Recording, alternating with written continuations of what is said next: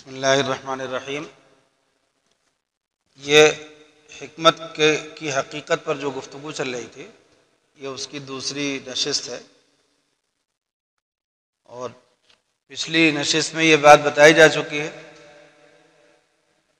کہ حکمت کی حقیقت کیا ہے۔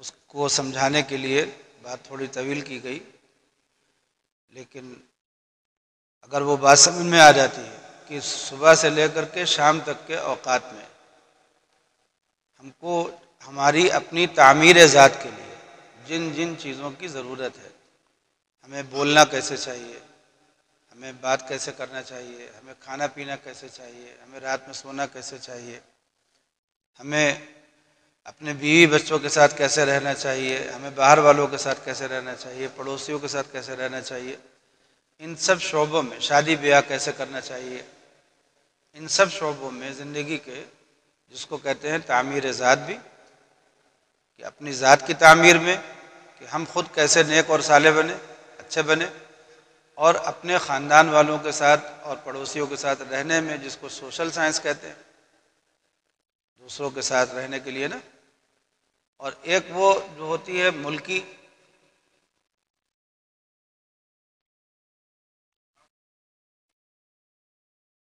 یہ ساری چیزیں جو ہیں جو سیکھنے کی ہمیں ضرورت تھی، اس میں جو دنیا والوں کے پاس تعلیم ہے اس تعلیم کو دیکھا جائے۔ دنیا کے جو حکماء ہیں، جو قدیم ہیں، فلاسفہ اور حکماء، ان کی تعلیمات کو لے لو، اور جو جدید ہیں ان کی بھی تعلیمات کو لے لو،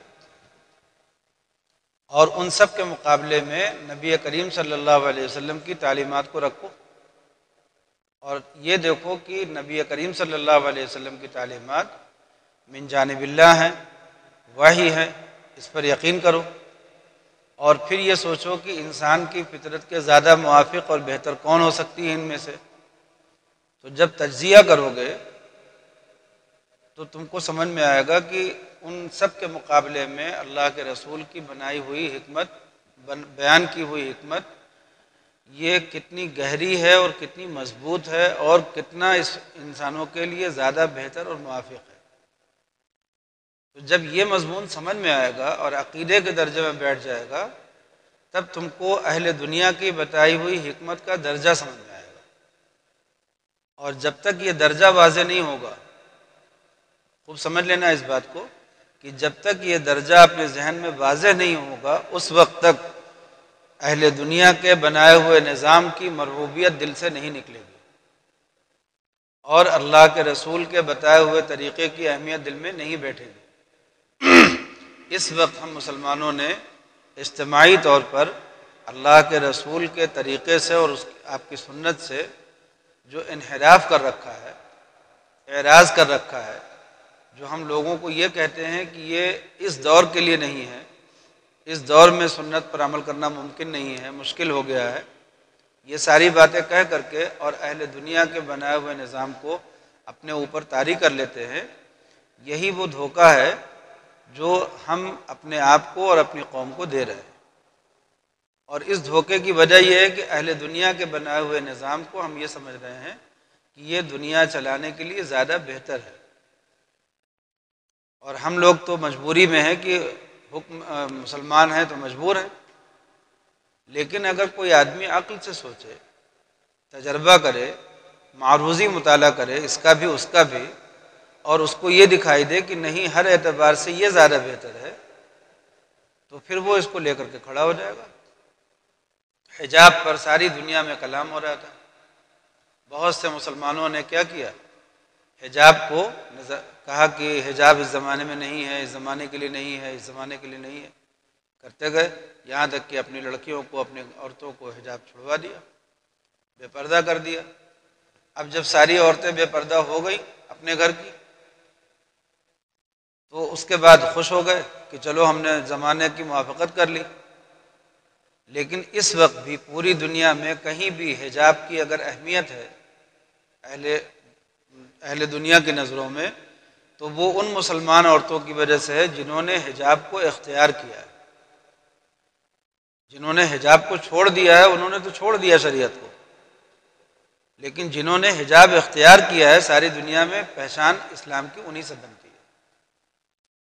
اسی لیے آج بھی جب کبھی ایک مسلم عورت کی پہچان دنیا والے بتاتے ہیں تو حجاب کے ساتھ بتاتے ہیں، حالانکہ ہم میں کتنے مسلمان ہیں جنہوں نے اپنی عورتوں کو حجاب چھڑا دیا، بے پردہ کر دیا۔ تو ہم اسلام کے احکام کے ساتھ جو کھڑے نہیں ہو پا رہے ہیں، ثابت قدم نہیں ہو پا رہے ہیں، اس کی وجہ کیا ہے؟ مسلمانوں کا نماز پڑھنا۔ دنیا بھر کے مسلمانوں نے نماز چھوڑ دی، لیکن ساری دنیا کی نظروں میں مسلمانوں کی پہچان نماز سے ہے۔ نبی کریم صلی اللہ علیہ وسلم نے فرمایا تھا کہ ہمارے اور کافروں کے درمیان عہد کیا ہے؟ نماز کا ہے، کہ وہ نماز نہیں پڑھتے، ہم پڑھتے ہیں۔ اور یہ ساری دنیا کے لوگ جانتے ہیں کہ اگر کوئی آدمی نماز پڑھ رہا ہے تو اس کا مطلب یہ مسلمان ہے۔ تو ہماری پہچان تو نماز سے ہے۔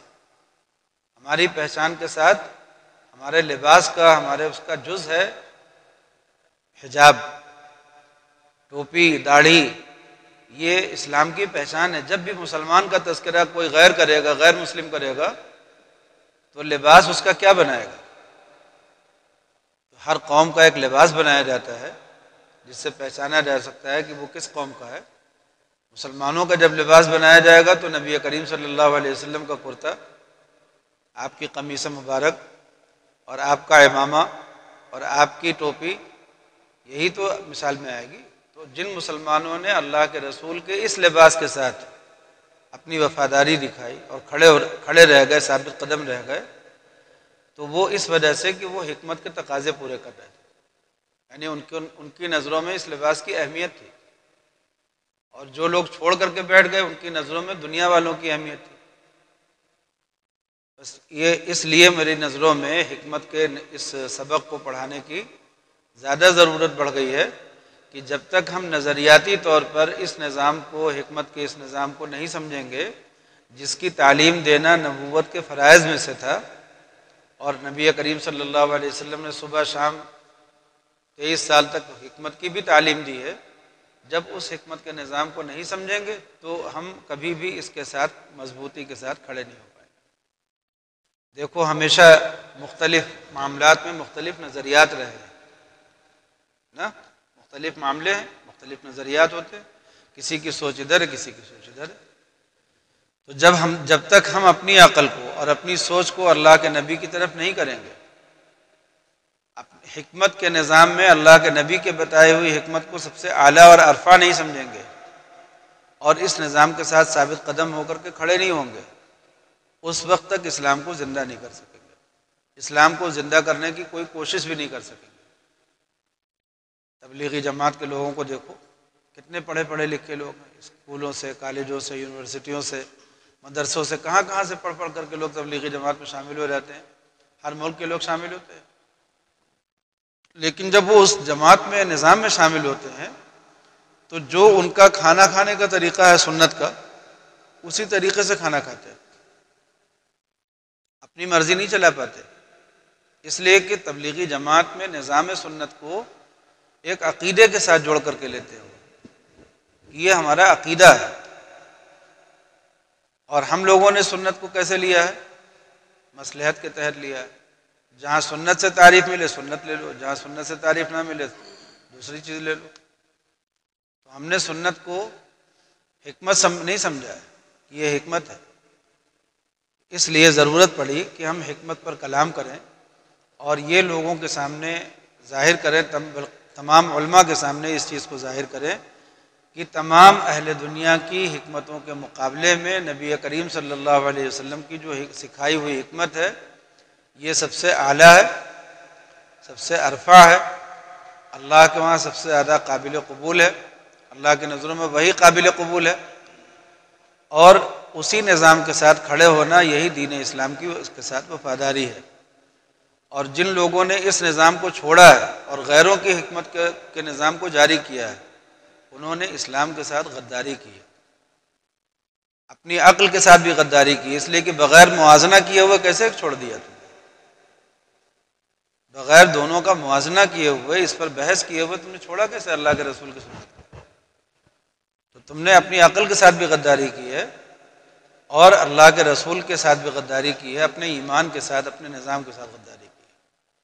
تو جب تک پوری طرح سے یہ احساس نہیں ہوگا علماء کرام کو وہ اس مضمون کو قوت کے ساتھ بیان نہیں کر پائیں گے کہ ہم لوگ کہاں ہیں ابھی جو حالات چل رہے ہیں، ان حالات میں ہم نے ایک مرتبہ کہا، ہم نے کہا بھائی ہماری گنتی کے اعتبار سے یا دنیا والوں کی گنتی کے اعتبار سے ہم لوگ 20 کروڑ ہیں، اس ملک میں 20 کروڑ ہیں، لیکن کیا اللہ کی گنتی میں بھی ہم لوگ 20 کروڑ ہیں؟ کیا یہ 20 کروڑ لوگ، ان کا ایمان سب کا ایمان اللہ کے وہاں قابل قبول ہے؟ سب لوگ اس درجے کا ایمان رکھتے ہیں اپنے دل میں؟ ان 20 کروڑ لوگوں نے اگر اللہ کے رسول کی سنت کے ساتھ غداری کی ہو تو اللہ تعالیٰ کو کوئی حق نہیں ان کو سزا دینے کا؟ اللہ کے رسول کا طریقہ چھوڑا ہو، ان کے نظام کے ساتھ غداری کی ہو تو اللہ کو کوئی حق نہیں ان کو سزا دینے کا۔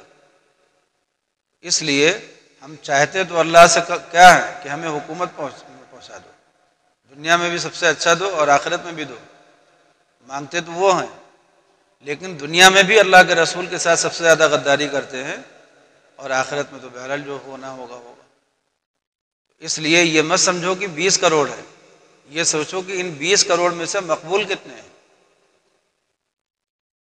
نام تو ہے، شمار میں تو ہیں، گنتی میں تو آتے ہیں، معدود تو ہیں، لیکن مقبول کتنے ہیں؟ یہ معدودین جو ہیں، مقبولین کتنے ہیں اس میں سے، یہ اللہ ہی کو معلوم ہے۔ ہم میں سے کتنے لوگوں کا ایمان اللہ کے وہاں لکھا جاتا ہے، کتنے لوگوں کا نہیں لکھا جاتا، اور ہم میں سے کتنے لوگوں کا اعمال صالحہ اللہ کے وہاں اعمال صالحہ کی فہرست میں ہے، کتنے لوگوں کا نہیں ہے، یہ اللہ ہی کو معلوم ہے۔ جتنے لوگوں نے اسکول کے نظام سے تعلیم حاصل کی ہے اور ان کو دین کی، علماء دین کی صحبت نہیں ملی ہے، کسی اللہ والے کی صحبت نہیں ملی ہے، تبلیغی جماعت سے بھی وابستہ نہیں رہے، مسلمانوں کی جماعت سے بھی نہیں جڑے آپس میں، تو ان کا جو دینی معاملہ ہے وہ بہت گڑبڑ ہے۔ مفتی مطیع الرحمان صاحب سے ایک مرتبہ میں نے کہا کہ بریلوی اور دیوبندیوں کا جو ایک اختلاف ہے اور جو آپس میں ایک رکاوٹ ہے وہ تو کم ہے بہت بڑی ہے مگر کم ہے۔ میں نے کہا زیادہ بڑی رکاوٹ جو ہے وہ اپ ٹو ڈیٹ لوگوں کی ہے، اسلام والوں کے ساتھ ہے۔ زیادہ بڑی خلیج جو ہے وہ اپ ٹو ڈیٹ لوگوں کی ہے، اس لیے کہ جن لوگوں کو ہم دیکھتے ہیں دین سے وابستہ وہ 2% ہے، اور جو دین کو سے دور ہیں، الگ ہو کر کے بیٹھ گئے ہیں، اپنے اپنے کاموں میں مست ہو گئے ہیں، وہ 98% ہے۔ یہ ایک بہت بڑا المیہ ہے ہمارے ساتھ کہ ہم نے تعلیم کتاب قرآن پاک کا کہ یہ نبوت کے فرائض میں سے ہے اس کو سمجھا، لیکن تعلیم حکمت اس نظام کو نہیں سمجھ پائے۔ حکمت سمجھ لینا کہ اس قول کو کہتے ہیں جو مدلل ہو، دلیل نقلی، دلیل عقلی سے، تجربے سے، وہ کیا کہلاتا ہے؟ وہ حکمت کہلاتا ہے۔ تو جو مدلل گفتگو ہوتی ہے، انبیاء وہ تعلیم دیتے ہیں اپنے امتیوں کو جو مدلل ہوتی ہے، بے وجہ کوئی تعلیم نہیں دیتے۔ اب جب مدلل بات کہی جا رہی ہو ایک طرف سے تو اس کو چھوڑنے کے لیے ضروری ہے کہ ہم دوسری جو گفتگو ہو رہی ہے، جو دوسرا راستہ اختیار کرنے والے ہیں وہ بھی مدلل ہونا چاہیے اور اس دوسرے راستے کی دلیل قوی ہونی چاہیے۔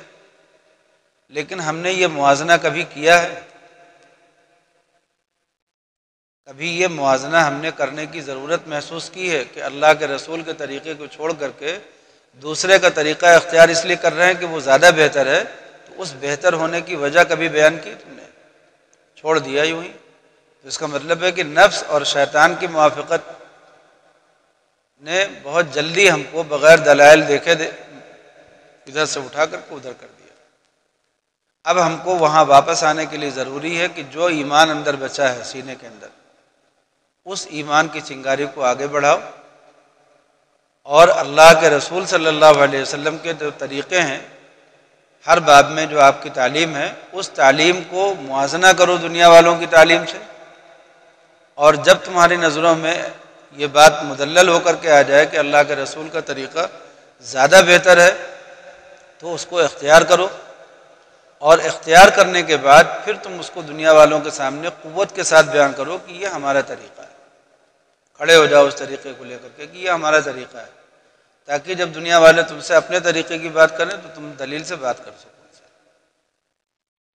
تم نے کبھی موازنہ تو کیا نہیں، دلائل کا بس ایک ہی الجھا کر کے رکھ دیا، کہہ رہے وہ دین پہ عمل کرنا اس زمانے کے لیے تھا، اس زمانے کے لیے نہیں تھا، اس زمانے میں تو اگر کوئی شخص ایسے بھی چل لے تو ویسے بھی چل لے، تو اس طرح کا تم نے بہانے بازیاں کی۔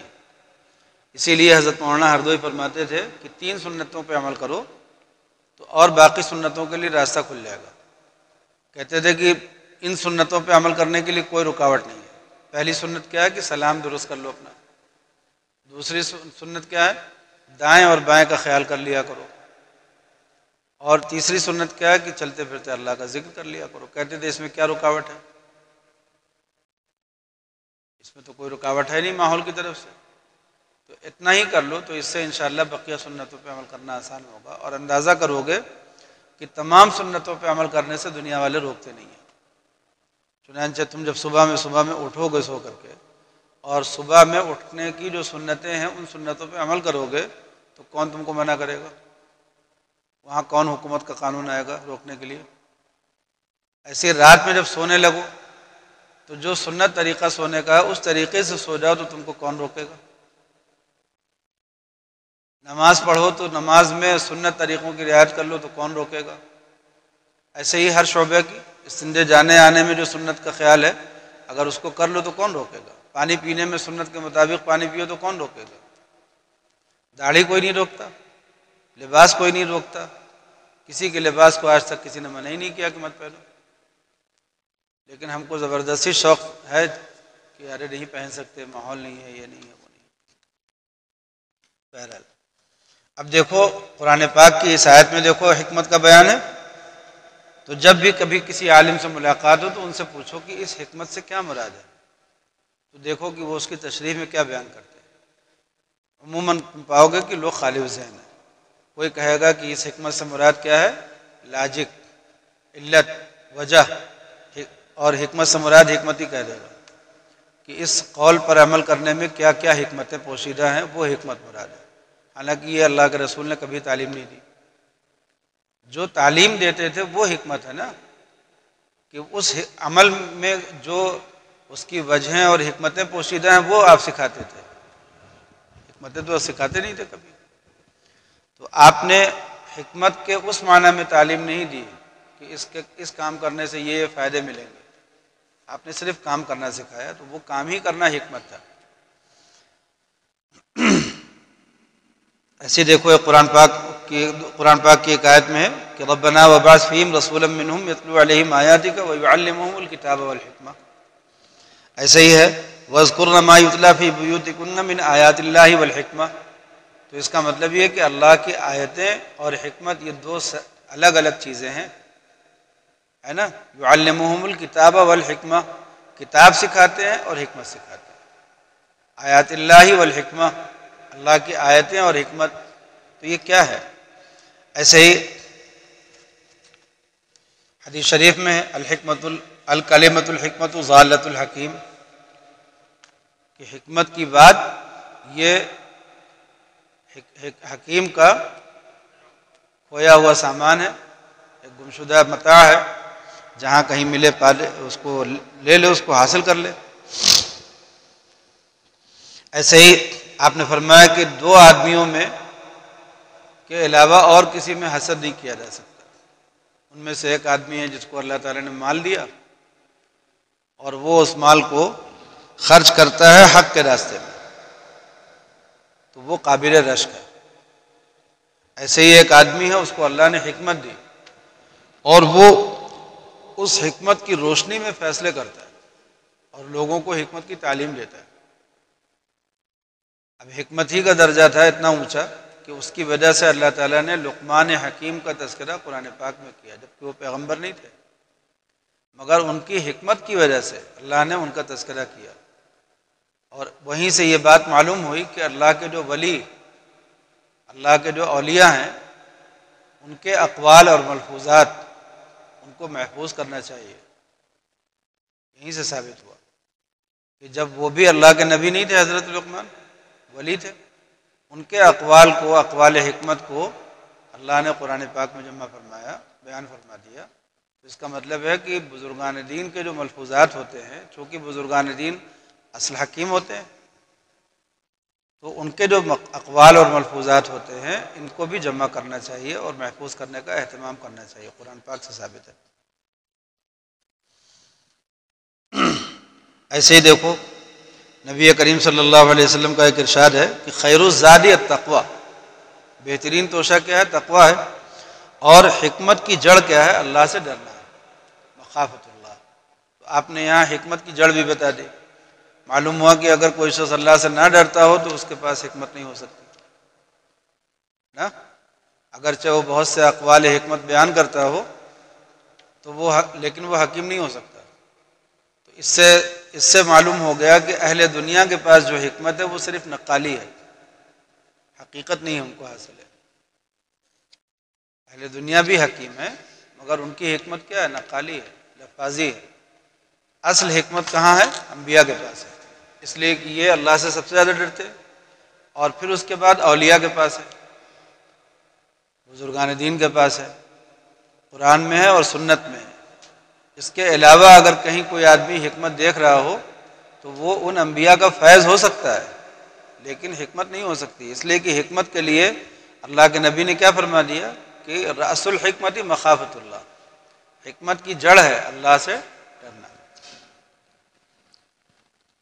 ایسے ہی آپ نے فرمایا کہ جب تم دیکھو کہ کوئی شخص دنیا سے بے رغبتی اختیار کر رہا ہے تو تم اس کے پاس جاؤ، اس کی صحبت میں بیٹھو، اس لیے کہ اللہ تعالیٰ اس پر حکمت کا القاء فرمائے گا۔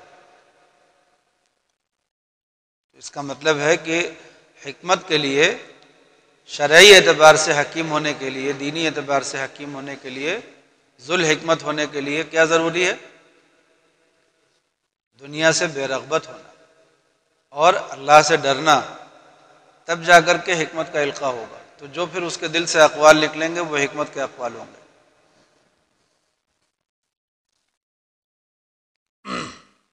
ایسے ہی بعض فقہا فرماتے تھے کہ اے عالمو سن لو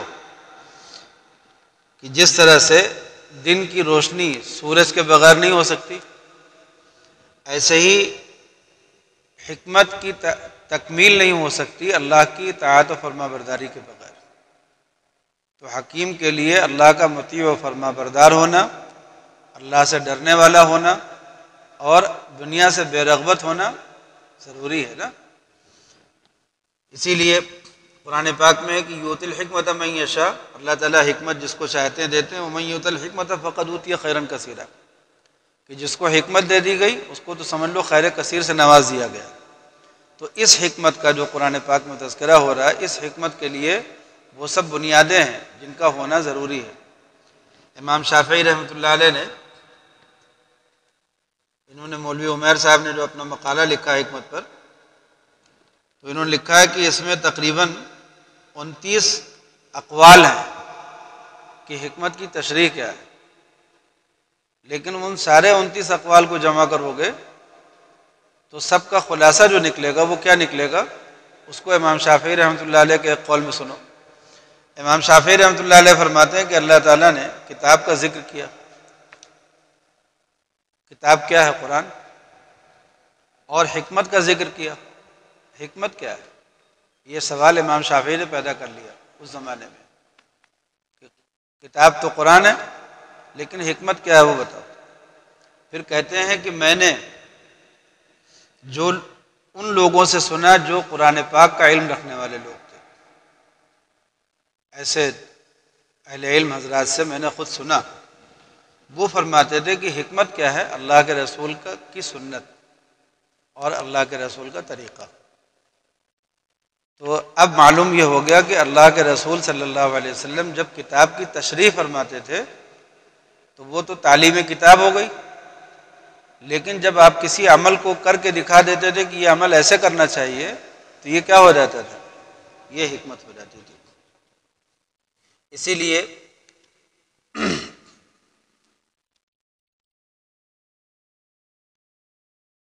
ان امور پر غور کرنے سے ہمیں یہ بات سمجھ میں آ جائے گی کہ اس حکمت کا تعلق ایمان کے ساتھ ایسے ہی ہے جیسے انسان کے جسم کا تعلق سر کے ساتھ ہے۔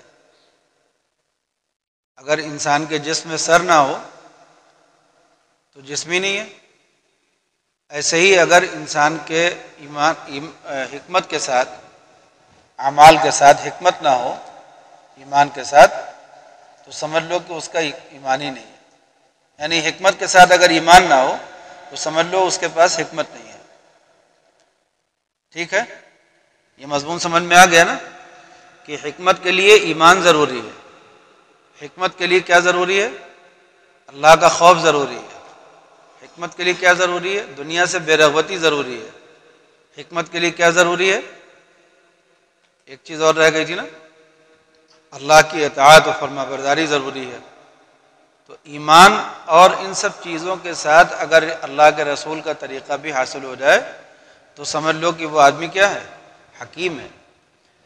کبھی ایسا ہوتا ہے کہ حکیم وہ ہوتا ہے جو حکمت کے تقاضے پورا کرتا ہے مگر اس کو ان سب کی حکمتیں نہیں پتہ ہوتی، تو اس کو کہتے ہیں متبع حکیم، یعنی یہ حکیم کی پیروی کر رہا ہے۔ جیسے کوئی شخص اللہ کے رسول کی سنت کی پیروی کرے لیکن اس کو ان سنتوں کے پیچھے جو اس کے اسرار و رموز ہیں، حکم ہیں اور علل ہیں نہ سمجھ میں آئے تو کیا کہیں گے؟ اس آدمی کو کہیں گے کہ یہ متبع حکیم ہے، یہ حکیم کی پیروی کر رہا ہے۔ اس لیے کہ جو رسول ہمارے ہیں نا وہ رسول حکیم ہے، جو قرآن ہے یہ قرآن حکیم ہے۔ فرماتے ہیں والقرآن الحکیم، تو قرآن حکمت والا ہے، اللہ تعالیٰ خود حکیم ہے۔ انہ علیم الحکیم، وہ علیم ہے اور حکیم ہے، تو اللہ تعالیٰ خود حکیم، ان کی کتاب حکیم، ان کے رسول حکیم، تو جو ان کی پیروی کرے وہ بھی حکیم۔ لیکن پیروی کرنے والے دو طرح کے لوگ ہوتے ہیں، ایک وہ ہوتے ہیں جو صرف حکمت کی پیروی کرتے ہیں اور متبع حکیم ہوتے ہیں، اور ایک وہ ہوتے ہیں جو حکمت کی پیروی بھی کرتے ہیں اور حکمت کے مقاصد کو سمجھ بھی لیتے ہیں، اور وہ عالم ہوتے ہیں۔ سمجھ گئے؟ جو علماء ہوتے ہیں، مجتہدین ہوتے ہیں، وہ حکمت کے تقاضوں کو سمجھ بھی لیتے ہیں، ان اعمال کی جو کہ اسرار و رموز ہیں، ان کی جو حکمتیں اور علتیں ہیں وہ بھی ان پر واضح ہو جاتی ہیں جس درجے کا جس کے پاس علم ہو اور جس پر اللہ کا جتنا کرم ہو جائے۔ تو یہ حکیم اپنی ذات میں بھی ہوتے ہیں اور اتباع حکیم تو ہے ہی ان کی۔ تو اس طرح سے ہمیں اگر حکمت کے نظام کو سمجھنا ہے اور اس کی گہرائی میں اترنا ہے اور اس نظام کو، اس تعلیم کو، اس سمجھ اور فہم کو امت میں عام کرنے کی ضرورت ہے، تاکہ ہر شخص تک یہ بات پہنچائی جا سکے کہ اللہ کے رسول کے طریقے کو عقلی کسوٹی پر بھی اگر تم پرکھ کر کے دیکھو گے، تجرباتی کسوٹی پر بھی پرکھ کر کے دیکھو گے، تو نقل تو ہے ہی یہاں پر، عقل اور تجربے کے اوپر بھی اگر رکھ کر کے دیکھو گے تو تمام دنیا والوں کے نظام سے بہتر پاؤ گے۔ تو اب جب تم اس کو چھوڑ کر کے غیر کے طریقے پہ جا رہے ہو تو اس کی وجہ بتاؤ کہ غیر کے طریقے کو کسی نقل کی وجہ سے چھوڑ رہے ہو، نقل تو ملے گی نہیں، اس لیے کہ نقل تو قرآن و سنت ہے، تو وہ تو ملے گی نہیں تمہیں دوسرے طریقے میں، اور عقل کے طریقے کو ہی اختیار کرنے جا رہے ہو تو اسی کو ثابت کر دو، اسی کو ثابت کر دو کہ یہ اس کے مقابلے میں یہ بہتر ہے۔